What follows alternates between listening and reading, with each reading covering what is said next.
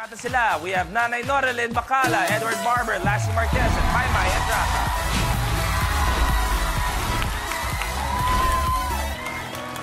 Welcome back sa aking mga players. Isang napakagandang hapon and welcome back sa Minute to Win It Last Man Standing. Nakikita natin na summer, malapit na. Kung sakaling makuha nyo yung 1 million pesos, ano yung gagawin yung summer getaway sa 1 million? Edward. Unang-una, ipapadala ko yung pera na yan sa mga kamag-anak ko sa La Union. Kasi parang sirang-sira na yung bahay namin doon. Kasi dahil sa mga pahaba yan, sa floods. Yes. Yun, I'll just go there, relax lang. Gusto ko lang ng oras para sa sarili ko. Maymay. 10% sa church, tithing, tapos pag get away sa summer, syempre birthday ko po. Tapos charity din sa Elm at saka sa... Gusto ko pumunta din sa Thailand, yung mga tinutulungan din ng tatay niya. Parang ang bait ni Maymay, lahat ng gusto niyang gawin, bibigay sa yung 10%, tapos sa charity, lahat-lahat. Ikaw, Lassie, anong gagawin mo sa 1 million? Para tawa kayo. Anong gagawin mo sa 1 million? Seryoso talaga. Kasi pangarap din ng nanay ko na makarating ng Israel. Okay. Yung pilgrimage ba yun? Yes, oo. Nanay. Dadalhin ko kagad yung pamilya ko sa Boracay.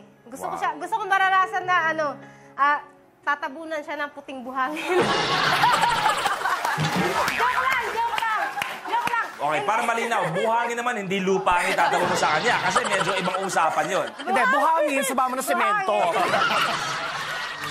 Okay, para mag-enjoy lang. Gusto mo yung gaganunin. Naiiwan lang yung ulo.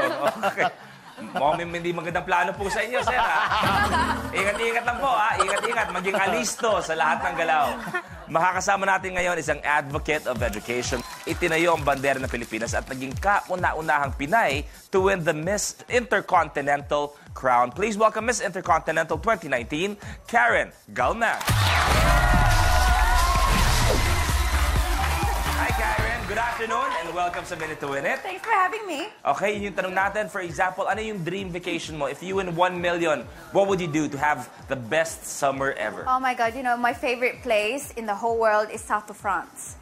So the French Riviera. And dadalhin ko yung mama ko doon because she hasn't been. So I'll bring her there, south of France and Iceland siguro. Ba, maganda. Lassie, south of France.